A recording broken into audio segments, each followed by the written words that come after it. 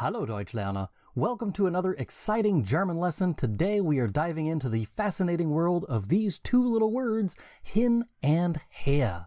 You'll soon discover that mastering these words will greatly enhance your German language skills, so let's get started. In German, hin and her are directional words that indicate movement towards or away from a location. But don't worry, it's not as complicated as it sounds. Let's break it down. Imagine this line represents your current position. When you use hin, it means that you're going away from your current position, or away from the speaker. On the other hand, her means coming towards your current position, or towards the speaker. Let's explore some example sentences to help you grasp the concept. Geh bitte irgendwo anders hin. Please go somewhere else, away from my current position. Geh bitte irgendwo anders hin. Geh bitte irgendwo anders hin. So, if I say, geh bitte irgendwo anders hin, I want you to go away from where I currently am.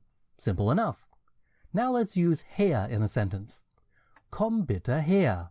Come here, please, towards my current position.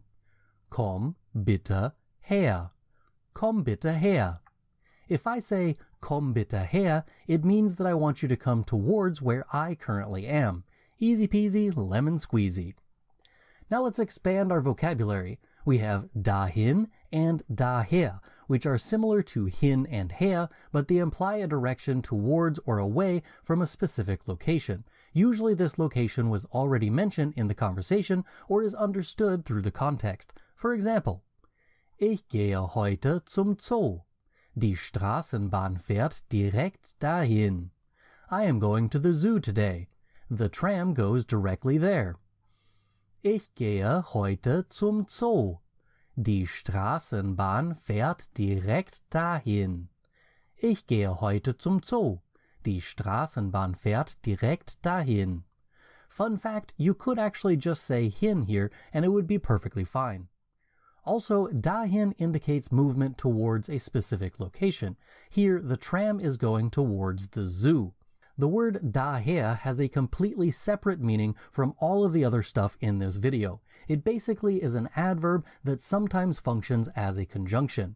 It's used to mean therefore. It's similar to deswegen or deshalb. For example, Ich bin heute krank, daher komme ich nicht zur Arbeit. I am sick today. Therefore, I am not coming to work. Ich bin heute krank. Daher komme ich nicht zur Arbeit. Ich bin heute krank. Daher komme ich nicht zur Arbeit. If you're wondering how we got to this use when her is supposed to be away from the speaker, the answer is simple. It's figurative. It isn't from their position, it's from their circumstance. We also have wohin and woher, which are used when asking questions about a destination or origin. For example, wohin gehst du? Where are you going? Wohin gehst du? Wohin gehst du?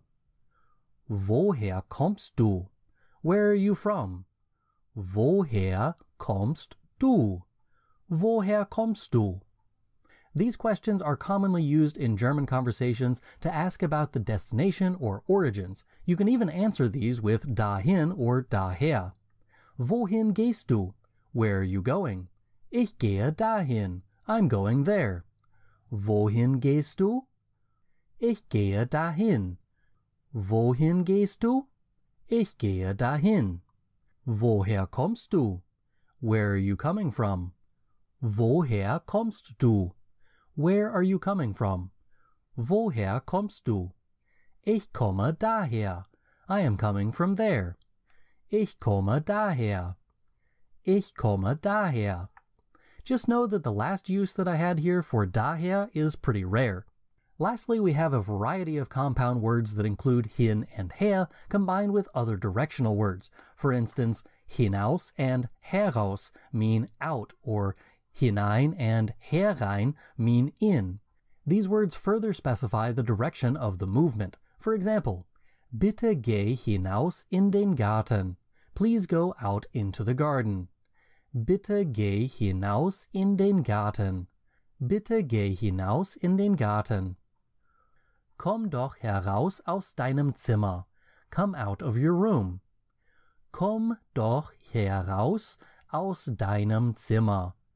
Komm doch heraus aus deinem Zimmer. Bitte komm hinein ins Haus. Please come inside the house. Bitte komm hinein ins Haus. Bitte komm hinein ins Haus. Klopf an und komm herein. Knock and come in. Klopf an und komm herein. Klopf an und komm herein. In each of these examples, the difference isn't immediately clear based on the English translation. It's important to remember that the explanation that I gave at the beginning of this lesson for the difference between hin and her. Hin means away from the speaker or contextual location, and her is in the direction of the speaker or contextual location. Bitte geh hinaus in den Garten indicates that the speaker is not in the garden, and therefore the movement is away from the speaker in the direction of the garden. Komm doch heraus aus deinem Zimmer indicates that the speaker is already outside of the room, and they are telling the other person to go in the direction of the speaker, which is also out of the room. The same is true of Bitte komm hinein ins Haus, which shows that the speaker is not yet in the house. Klopf an und komm herein, by contrast, shows that the speaker is already in the house, and the person is being commanded on the outside to go in the direction of the speaker in the house. We also have hinauf and herauf, meaning up, plus hinunter and herunter, meaning down. These words describe vertical movements. Wir klettern hinauf auf den Berggipfel.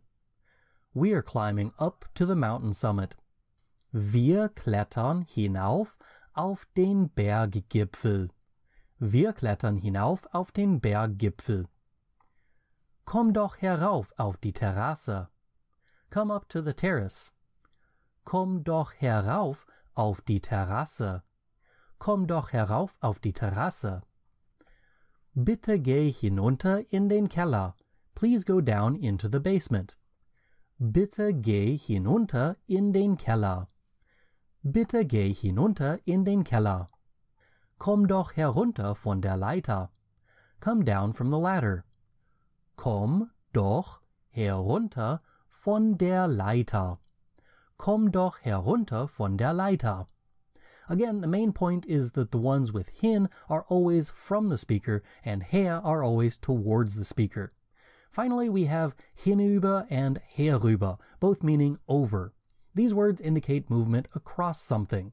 Der Schwan schwamm hinüber zum gegenüberliegenden Ufer. The swan swam across to the opposite bank. Der Schwan schwamm hinüber zum gegenüberliegenden Ufer. Der Schwan schwamm hinüber zum gegenüberliegenden Ufer. Sie warf den Ball herüber zu ihrem Freund. She threw the ball over to her friend. Sie warf den Ball herüber zu ihrem Freund. Sie warf den Ball herüber zu ihrem Freund. Sie warf den Ball herüber zu ihrem Freund. It should probably be mentioned that you can also shorten a lot of these combinations of hin and her with certain prepositions. For example, herein and hinein both become rein, and heraus and hinaus become raus. There's also rauf, rüber, and runter. Congratulations, you've now unlocked the secrets of hin and her in German. Remember, hin implies movement away from the speaker, while her implies movement towards the speaker. Also, don't forget about the compound words that we learned today. Keep practicing and you'll soon use these words effortlessly. Das ist alles für heute. Danke fürs Zuschauen. Bis zum nächsten Mal. Tschüss!